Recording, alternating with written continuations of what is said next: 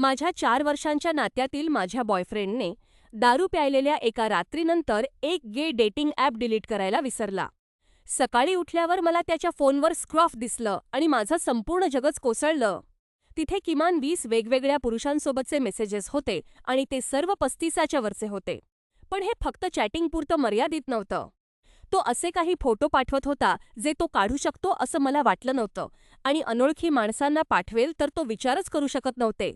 तो माझ्या अगदी शेजारी आपल्या सामायिक बेडवर झोपलेला असताना धडपत्या हृदयाने मी ते सर्व पुरावे पाहत होते. तो खरोखर कोणाला भेटला होता का हे मला सांगता येत नव्हतं, पण व्हिडिओ चॅट लॉग्सवरून हे स्पष्ट झालं होतं की ही केवळ एकदा झालेली चूक नव्हती. हे गेल्या 1 महिन्यापासून सुरू होतं. 2 दिवस झाले मी त्याला आपल्या अपार्टमेंटमध्ये अगदी सामान्यपणे वावरताना पाहत आहे. मी हे गुपित मनात दाबून धरलंय आणि तो सगळं काही ठीक असल्याचा आव आणतोय. मी खूप घाबरले, गोंधळलेली आहे आणि आता मी टेस्ट करण्यासाठी क्लिनिकला जात आहे. आता त्याच्याकडे कसं पाहायचं हे सुद्धा मला कळत नाहीये.